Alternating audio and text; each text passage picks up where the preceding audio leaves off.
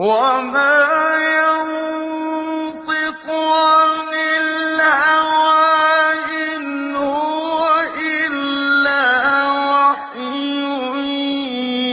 يوحى علمه شديد القوى ذو مرة. بسم الله الرحمن الرحيم، والصلاة والسلام على أشرف المرسلين سيدنا محمد الأمين وعلى آله وصحبه أجمعين. اللهم علمنا ما ينفعنا وانفعنا بما علمتنا وزدنا علما يا أرحم الراحمين. أرنا اللهم الحق حقا وارزقنا اتباعه، وأرنا الباطل باطلا وارزقنا اجتنابه، واجعلنا من عبادك الصالحين وأوليائك المقربين برحمتك يا أرحم الراحمين. Donc aujourd'hui nous allons aborder la 31e rubrique du chapitre de l'Iman dans Sahih al-Bukhari, et dans laquelle on va trouver le 41e et le 42e hadith de Sahih al-Bukhari. Dans Tajrid Sahih, le premier hadith il est numéroté le 39e, et le deuxième hadith a été enlevé dans ce précis. Donc dans ce hadith, le 41e, l'imam al-Bukhari dit « Qala Malik ».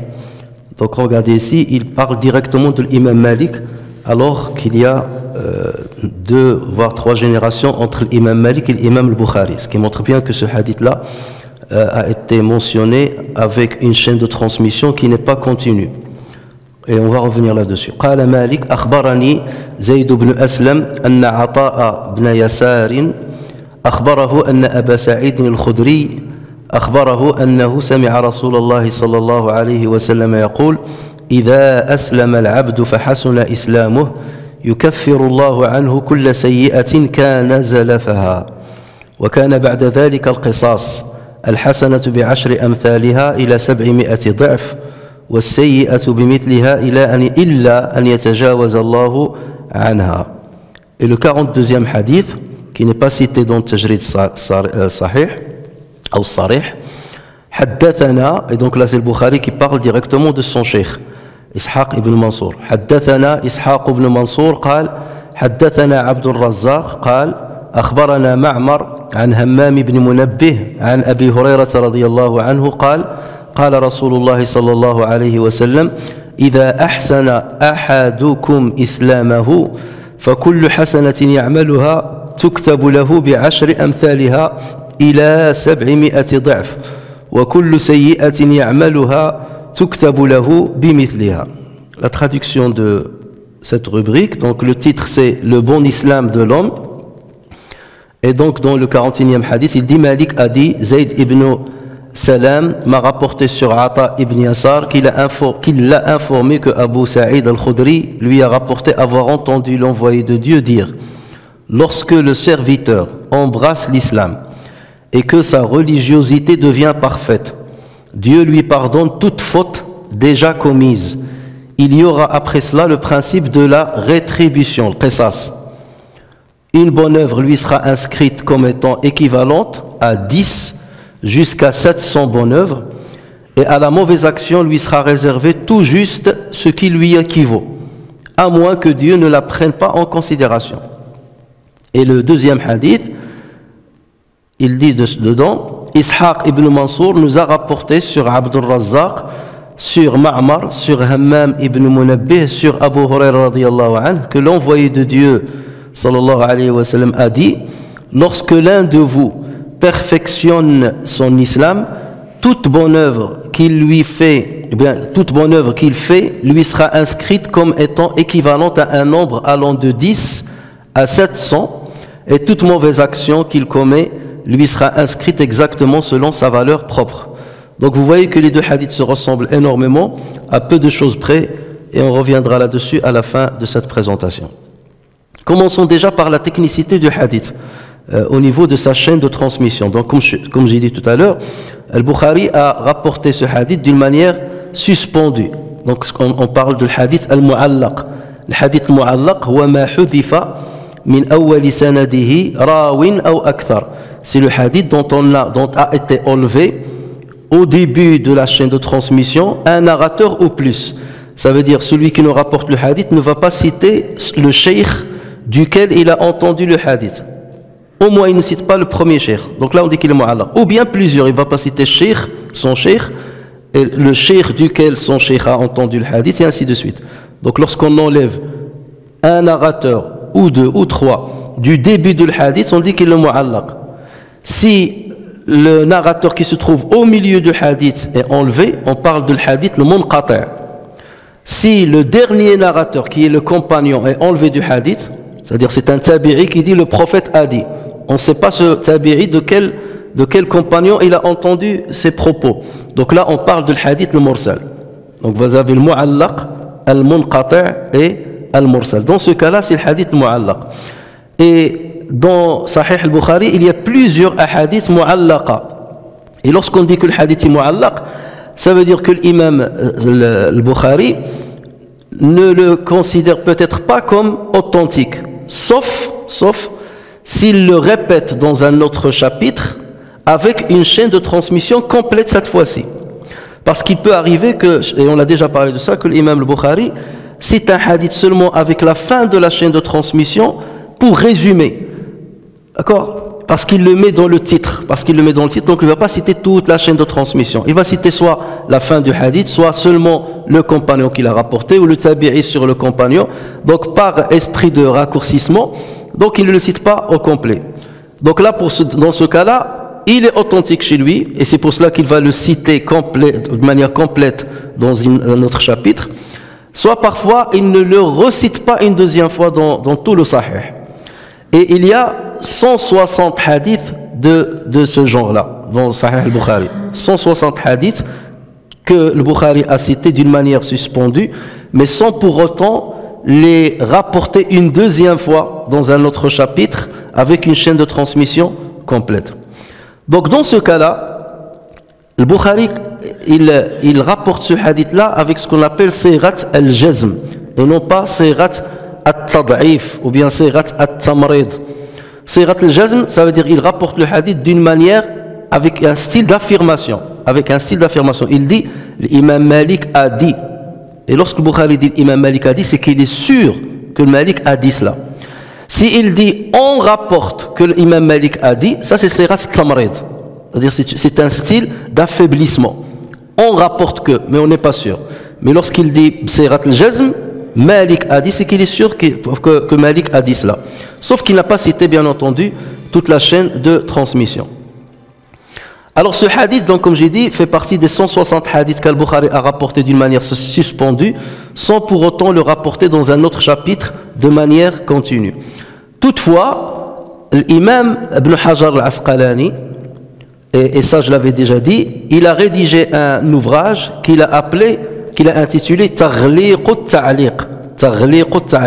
Il a repris tous les hadiths mu'allaqa que l'imam al-Bukhari a cités dans son Sahih, et il a cherché la chaîne de transmission continue de ces hadiths, et il a réussi à le faire. Donc il a prouvé quelque part que tous les hadiths suspendus que le Bukhari a rapportés dans son Sahih ont une chaîne de transmission continue. Donc ce sont quelque part des hadiths authentiques aussi.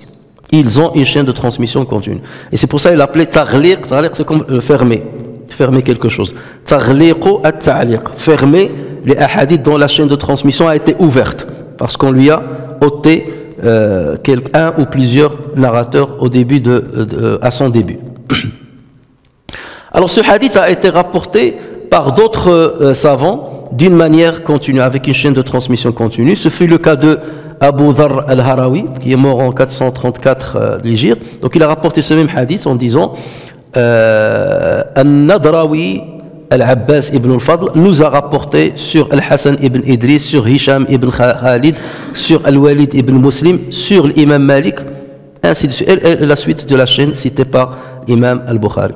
L'imam al-Nasa'i, l'imam Daraqutni et bien d'autres narrateurs ont rapporté ce même hadith avec des chaînes de transmission continue. Donc ça c'est pour un peu défendre l'imam al-Bukhari qui dans son Sahih il ne rapporte pas des hadiths faibles. Ou parfois le hadith ne respecte pas les exigences de Bukhari. Pour le Bukhari, ce hadith ne respecte pas ses exigences. Comme on a dit, il est draconien dans les exigences pour valider un hadith. Donc il dit ce hadith, peut-être qu'il est valide chez d'autres savants, mais pour moi, il ne respecte pas toutes mes exigences. Donc je vais le citer d'une manière suspendue pour que les gens ne pensent pas que je le valide. Mais d'autres savants vont le valider. Et donc ça, c'est par esprit de précaution. Et pour respecter les conditions qu'il a émises pour valider un hadith. Alors venons-en maintenant au commentaire du hadith. Donc le prophète sallallahu alayhi wa sallam a dit إذا أسلم العبد فحسن إسلامه يكفر الله عنه كل سيئة كان زلفها. Lorsque le serviteur embrasse l'islam et que sa religiosité devient parfaite, Dieu lui pardonne toute faute déjà commise.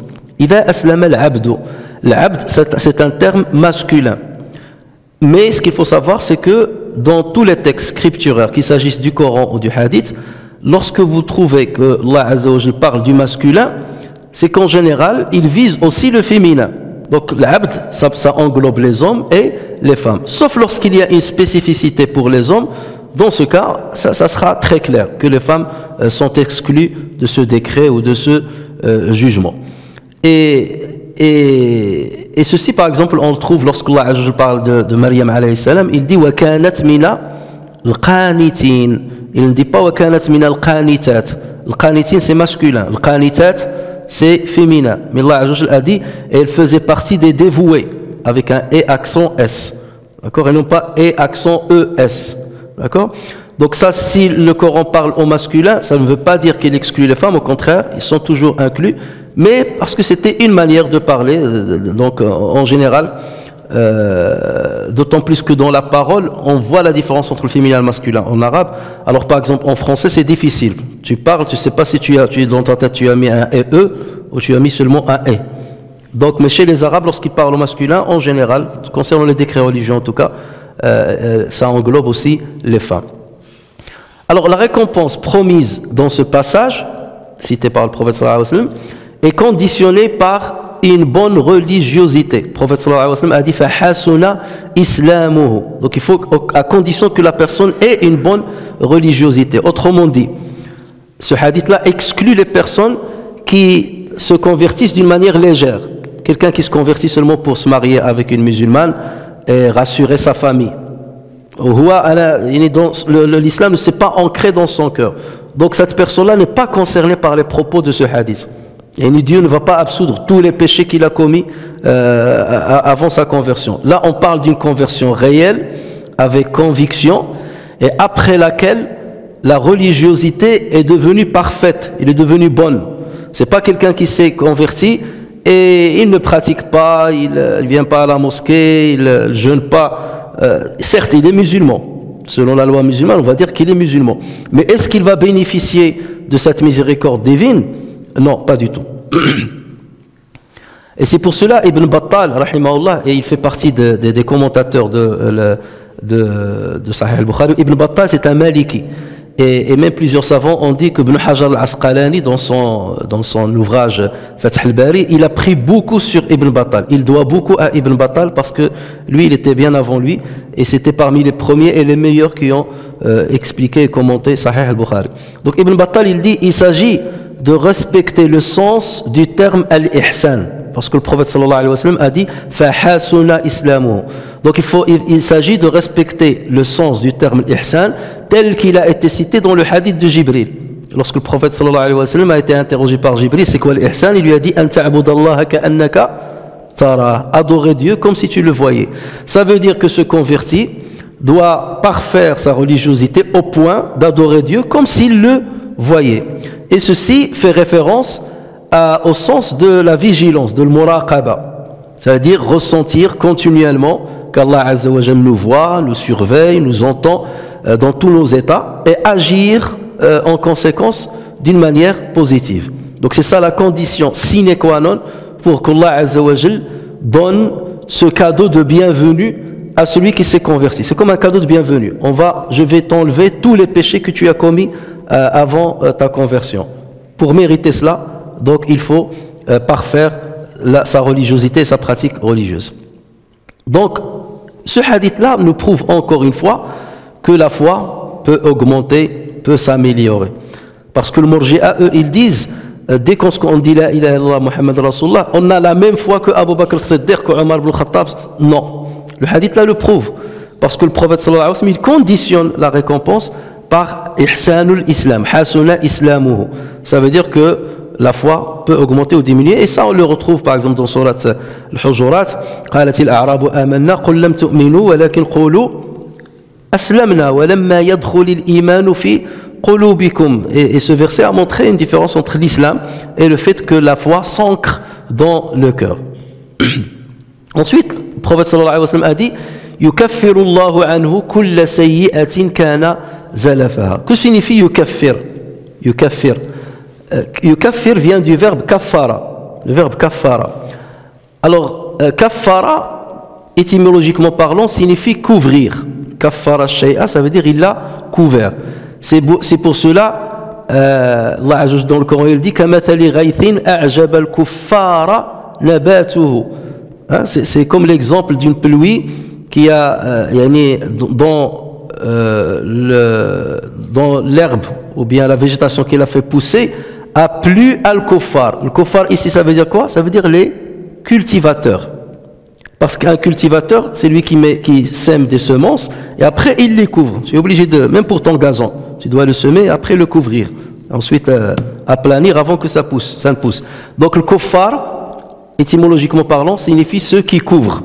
D'accord? Et c'est pour ça que le kafir, celui qui ne croit pas en Dieu, il a couvert la vérité. C'est pour ça qu'on l'appelle kafir. Mais ici dans ce hadith-là, yukaffirullahu anhu, ça veut dire qu'il couvre les péchés qu'il a commis.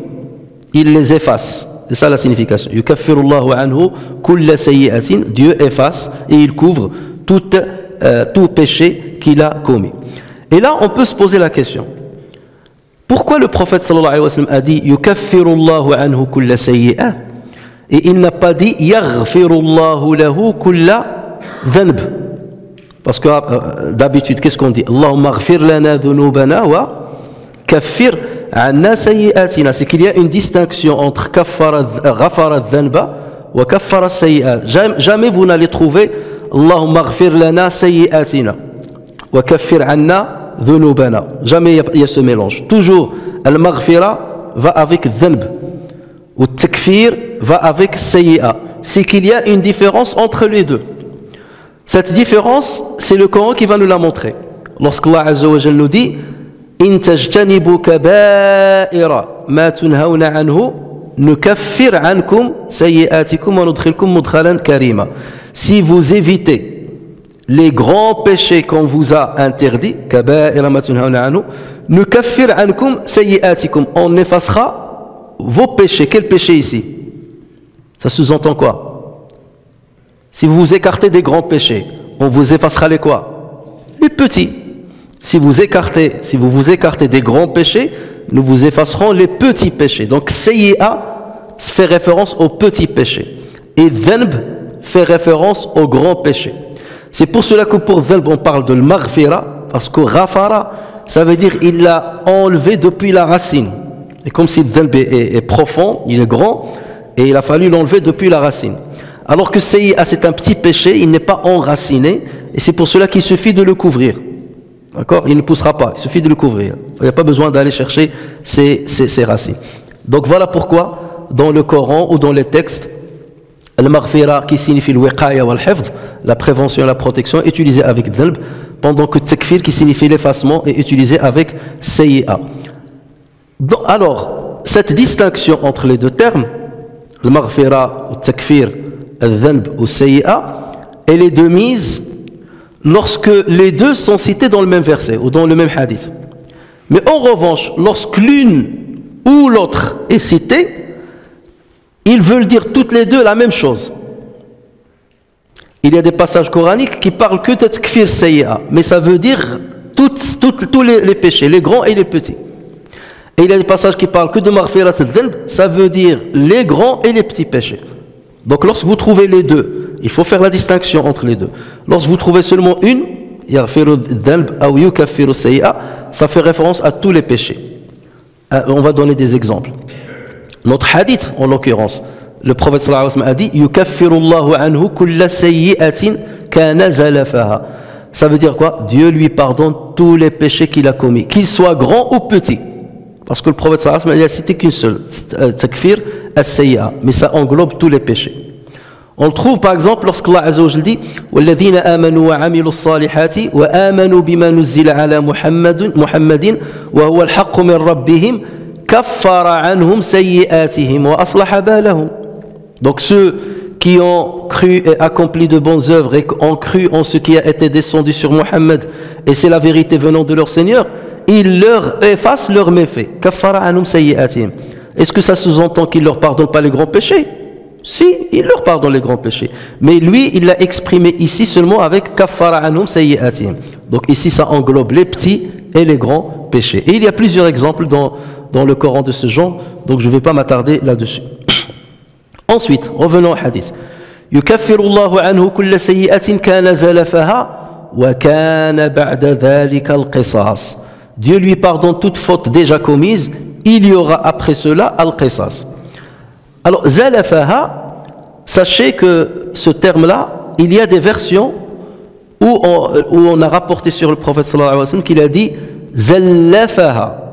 Donc, une fois on l'a rapporté avec le terme zalafaha. Une fois on l'a rapporté avec le terme zallafaha. Une fois on l'a rapporté avec le terme azlafaha. Trois expressions, zallafa, zalafa, azlafa. Mais les trois termes veulent dire à peu près la même chose. Il y a une petite nuance, mais elle n'a rien à voir ici. Donc, ça veut dire la même chose. Ceci nous prouve que on peut rapporter le hadith avec le ma'na, avec sa signification. En fait, le prophète sallallahu alayhi wa sallam a dit un de ces trois termes. Il n'a pas dit les trois en même temps. Il a dû dire un de ces termes. Mais les narrateurs, ceux qui ont rapporté, un d'eux a rapporté avec le sens. Parce que peut-être parfois, lui, il utilise plus zallafa que zalafa ou azlafa que zalafa. Donc lorsqu'il a rapporté le hadith sur le prophète sallallahu alayhi wa sallam, il a dit zalafa ou azlafa. Donc parmi les narrateurs, un a changé zalafa à zallafa ou l'inverse, on ne sait pas. Mais en tout état de cause, les savants sont unanimes là-dessus. C'est qu'on peut rapporter le hadith avec sa signification, mais bien entendu, à condition que celui qui rapporte maîtrise l'arabe. Donc même lorsqu'il utilise un synonyme, il utilise un synonyme qui est très proche dans son sens que ce que le prophète sallallahu alayhi wa sallam a dit. Et zalafa, ou azlafa, ou zallafa, toujours à peu près le même sens, ça veut dire rapprocher ou présenter. وَالَّذِينَ اتَّخَذُوا مِن دُونِهِ أَوْلِيَاءَ إِنَّمَا نَعْبُدُهُمْ لِيُقَرِّبُونَا إِلَى اللَّهِ زُلْفَى. Nous ne les adorons, les idoles, que pour nous rapprocher encore plus de Dieu. C'est-à-dire zulfa. Donc ça veut dire rapprocher ou bien présenter la chose. Donc ici dans notre cas, dans notre hadith, Dieu lui pardonne tous les péchés qu'il a présentés avant de se convertir à l'islam, qu'il a présenté au moment où il allait entrer à l'islam. Ces péchés-là que tu as présentés, on va les pardonner. Après cela, le prophète sallallahu alayhi wa sallam, il dit, après cela, il y aura un nouveau système. Ça veut dire, là c'était un cadeau de bienvenue, on te pardonne tous les péchés que tu as commis avant ton islam, mais à partir de maintenant, il y a un autre système de jugement. Il s'agit de al-qisas. Que veut dire le mot al-qisas? Le mot, il peut avoir des sens qui changent. Étymologiquement parlant, al-qisas vient du verbe qassa. Et qassa, ça veut dire quoi? Il a fait le signe comme ça veut dire il a coupé. Non, qassa veut dire suivre les pas. Ittiba'ul athar. Regardez, lorsque la mère de Moussa alayhi salam a jeté son fils dans le couffin, il l'a jeté dans le fleuve. Qu'est-ce qu'il a dit à sa fille? Wa qalat li ukhtihi qussih. Elle a dit à sa fille, à la sœur de Moïse, suis-le, suis ses pas, regarde où est-ce qu'il va, le couffin va aller, suis-le, qussih. Et c'est pour ça qu'on parle de l'qissa. L'qissa, ça veut dire quoi? L'histoire. L'qissas, ou l'qasas, ça veut dire l'histoire. L'histoire, ça consiste à quoi? Ça consiste à suivre les pas des sujets de l'histoire. Qu'est-ce qu'il a fait? Qu'est-ce qu'il a fait? Il a dit, donc on suit ce qu'ils ont fait et ce qu'ils ont dit. C'est pour ça qu'on parle de l'qissa. C'est là où réside la beauté de la langue arabe. Vous allez toujours chercher la source du mot et vous trouvez qu'il y a une logique dans le choix. Alors le qisas, c'est quoi religieusement parlant? Le qisas, c'est suivre, c'est ça, suivre les traces du transgresseur, ou bien du criminel, ou bien de l'injuste, pour lui faire payer ce qu'il a fait. Pour ça on dit le qisas, on le suit. Hein? L'ayant droit va le poursuivre pour qu'il paye ce qu'il a fait. Donc le qisas en islam, ça veut dire punir quelqu'un sur un péché qu'il a commis d'une manière égale à la valeur du péché. C'est-à-dire qu'il ne faut pas qu'il y ait une disproportion. Par exemple, il a assassiné quelqu'un, donc la sentence, selon l'islam, la sentence c'est il faut lui retrancher la vie, parce qu'il a retranché la vie à quelqu'un d'autre. Donc, parce que les Arabes auparavant, non. Eux, par exemple, lorsque c'est un noble qui a été tué, ils disent on va le venger avec 10 personnes de la famille de l'assassin. Si c'est une femme qui a tué, ils disent oh non, la femme elle n'a pas de valeur. On veut le venger en assassinant le frère ou le père ou le fils de la femme. Vous voyez? Donc il y avait une disproportion. Ou bien ils disent c'est un esclave qui a tué, mais on va le venger parce que cet esclave appartient à un maître noble. On va le venger avec un libre. Et c'est pour ça que Allah Azza wa Jalla a dit al-hurru bi al-hurri wal-abdu bi al-abdi wal-untha bil-untha, pour que tout soit équilibré. Donc ici, le prophète sallallahu alayhi wa sallam, qu'est-ce qu'il entend par le qisas? À partir de maintenant, le système c'est on va œil pour œil, dent pour dent. Si tu as fait un péché, tu seras rétribué en conséquence. Tu seras puni en conséquence. Tu vas accomplir une hasana, tu seras rétribué en conséquence. Et ensuite, le prophète sallallahu alayhi wa sallam a expliqué le qisas. Donc nous, on s'attendrait à ce que le prophète sallallahu alayhi wa sallam dise celui qui a fait une hasana, ça va lui être inscrite une seule, et celui qui a commis une sayyi'a, ça va lui être inscrite comme la valeur d'une sayyi'a. Mais non, le qisas, il est beaucoup plus généreux que ce qu'on croit. Le prophète sallallahu alayhi wa sallam a dit al-hasanatu bi 'ashri amthaliha ila 700 ضعف was-sayyi'atu bimithliha illa an yatajawaz Allahu anha. Toute bonne œuvre qu'il fait lui sera inscrite comme étant équivalente à un nombre allant de 10 à 700. Donc là, ça montre la générosité de Allah Azza wa Jal et sa miséricorde. Et toute mauvaise action qu'il fait lui sera inscrite exactement selon sa propre valeur, à moins qu'Allah Azza wa Jal nous la pardonne. Et regardez, dans la deuxième témoigne de la justice de Dieu, la première témoigne de la miséricorde de Dieu. Et même la fin, illa an yatajawaz Allahu anha, Dieu il peut la pardonner, ça témoigne encore une fois de la miséricorde de Dieu. Alors les propos de ce hadith sont confirmés par plusieurs versets dans le Coran. Par exemple, ce verset-là, Man ja'a bil hasanati falahu 'ashru amthaliha wa man ja'a bis sayyi'ati fala yujza illa mithlaha wa hum la yuzlamun. Quiconque viendra avec le bien aura 10 fois autant, et quiconque viendra avec le mal ne sera rétribué que par son équivalent, et on ne leur fera aucune injustice. Mais d'où viennent les 700? Ça va dépendre de l'œuvre qu'on a accomplie. Il y a des œuvres qui sont rétribuées par 700 fois. C'est le cas de l'aumône. Allah Azza wa Jalla dit مثل الذين ينفقون أموالهم في سبيل الله كمثل حبة أنبتت 7 سنابل في كل سنبلة 100 حبة والله يضاعف لمن يشاء. Ceux qui dépensent leurs biens dans le sentier d'Allah ressemblent à un grain d'où naissent 7 épis à 100 grains l'épi. Donc on se retrouve à 700 grains. Car Allah multiplie la récompense à qui il veut, et la grâce d'Allah est immense et il est omniscient. Alors ces textes-là ne signifient pas que la récompense est plafonnée à 700 fois sa valeur. Non, elle peut dépasser même les 700 fois. D'accord? Donc 700 fois fait référence seulement à l'abondance, puisque le terme 7, lorsqu'on dit 700, 7000, 70 000, ça fait 70 alfan bighayr hisab. Il y a en général 70 alfan, les savants disent, ça veut pas dire 70 000 exactement, mais un nombre abondant. Donc ça fait référence à l'abondance. Et c'est le cas ici, puisqu'on a d'autres textes qui montrent que Allah Azza wa Jal peut la multiplier encore plus. Regardez lorsque le prophète sallallahu alayhi wa sallam a dit dans un hadith فَمَنْ هَمَّ بِحَسَنَةٍ فَلَمْ يَعْمَلْهَا كَتَبَهَا اللَّهُ لَهُ عِنْدَهُ حَسَنَةً كَامِلَةً فَإِنْ هُوَ هَمَّ بِهَا فَعَمِلَهَا كَتَبَهَا اللَّهُ عِنْدَهُ 10 حسنات إلى 700 ضعف إلى أضعاف كثيرة. Donc celui qui a eu l'intention de faire une bonne action sans l'avoir accomplie, Allah l'inscrira en sa faveur comme une bonne action. Mais à condition, bien, ça ne veut pas dire il dit ouais je vais faire ça, ouais il compte pas le faire. Non, il a voulu le faire. Il a par exemple voulu aller à l'Umrah, il s'est rendu compte que son passeport n'a pas été ni préparé à l'heure.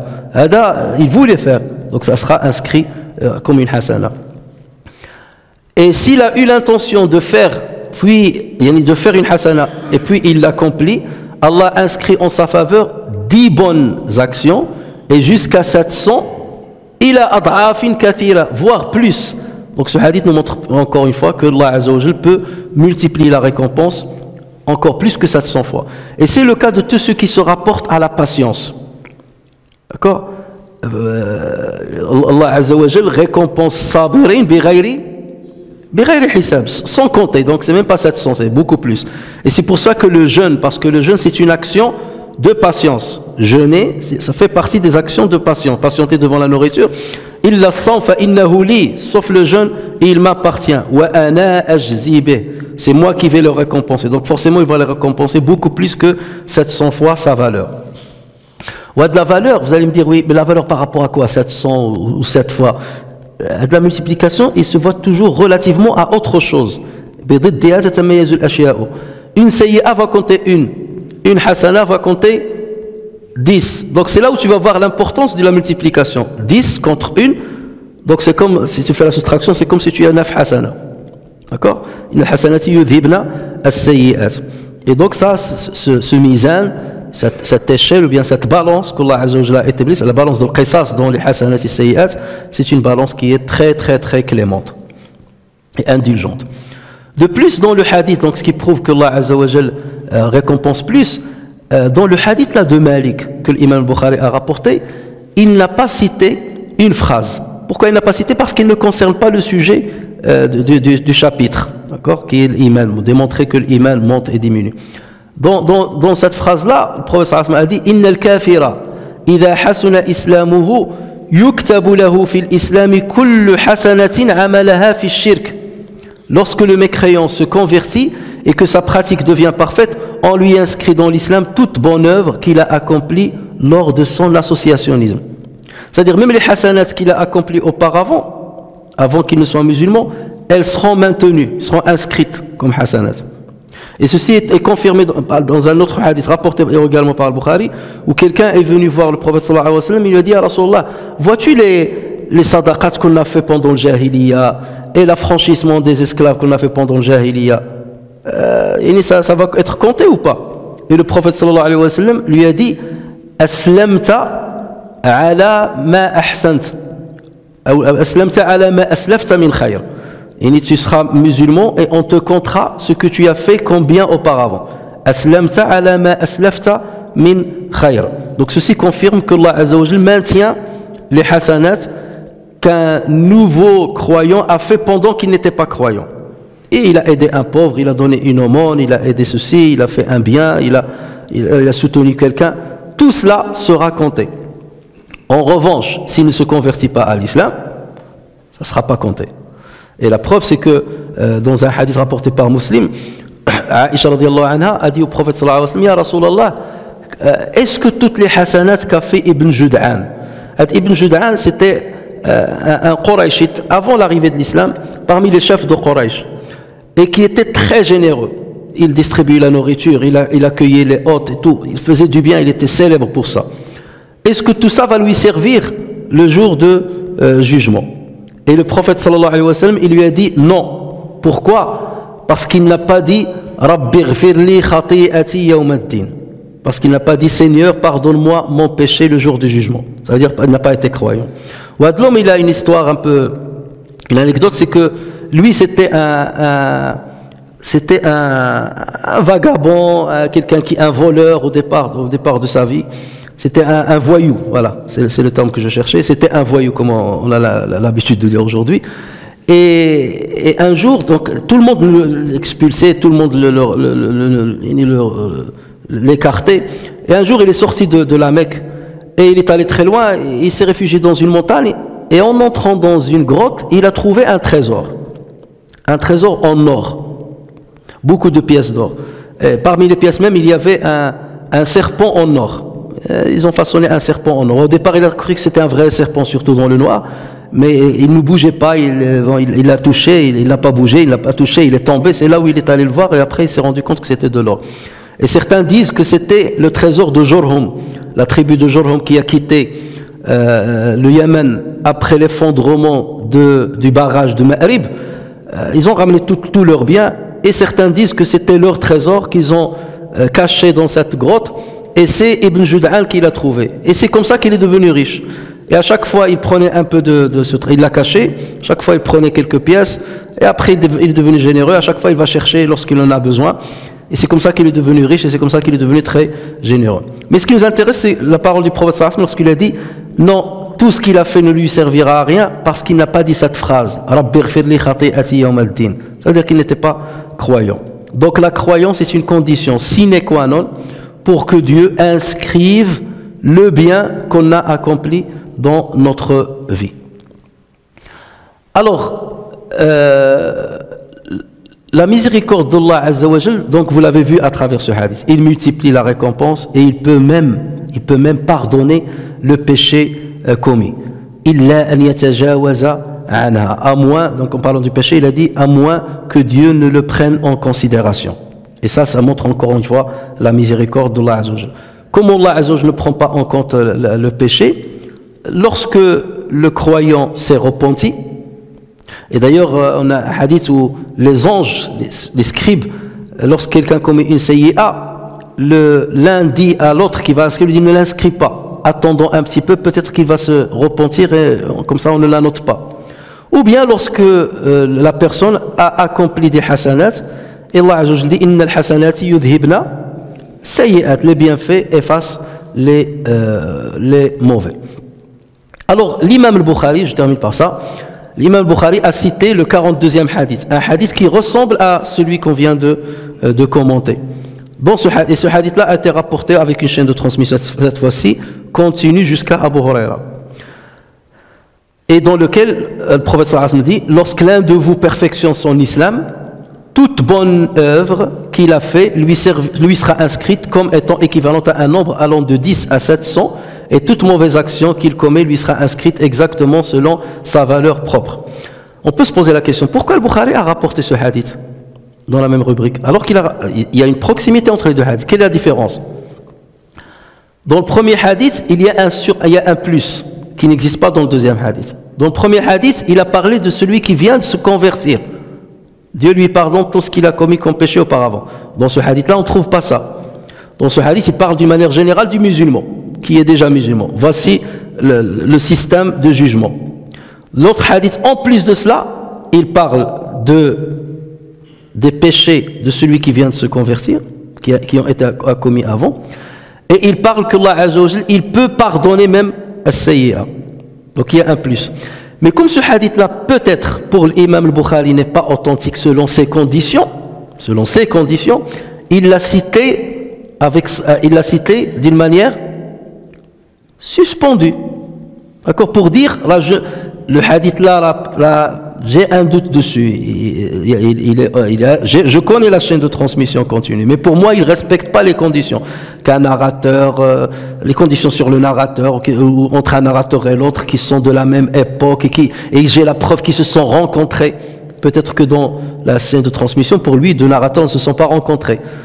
D'accord? Mais il va dire, donc c'est pour ça que je ne le valide pas. Donc, pour montrer à ceux qui vont lire mon livre que je ne le valide pas, je vais le citer avec une chaîne suspendue. D'accord? Mais pourquoi je le cite? Parce qu'il est complet. Il y a plus d'informations dedans. Et maintenant, je vais citer le hadith que moi, je valide avec une chaîne de transmission complète qui respecte mes conditions et qui parle de ce système de l'qisas. Donc c'est le même système que vous avez dans l'autre hadith. D'accord? C'est là où réside l'intelligence de l'imam al-Bukhari. Il ne va pas s'aventurer et dire, puisque ce hadith-là me plaît, il y a de bonnes informations, donc je vais le citer avec la chaîne de transmission complète. Par peur que quelqu'un d'autre vienne, un spécialiste étudie la chaîne de transmission et il dit, ben attends, cette chaîne que le Bukhari a fait, elle ne respecte pas ses conditions. Et d'ailleurs, certains autres narrateurs sont tombés dans ce piège. L'imam al-Hakim, par exemple, Nisaburi, il a écrit un livre qu'il a appelé Al-Mustadrak. Al-Mustadrak, ça veut dire, c'est le livre dans lequel je vais rapporter des hadiths que le Bukhari et Muslim n'ont pas rapportés. Mais les hadiths que je vais rapporter dans ce livre, ils respectent les conditions de le Bukhari et Muslim. Et il a commencé à le faire. Mais le problème, c'est que les savants ont remarqué que les deux tiers des hadiths rapportés par l'imam al-Hakim, ou bien validés par al-Hakim, ne respectent pas les conditions ni de al-Bukhari ni des musulmans. Et c'est pour ça qu'on dit al-Hakim est léger au niveau de son authentification des hadiths. Ou certains le défendent en disant non, au départ il a commencé par ramener tous les hadiths, ou après il a commencé à les tamiser.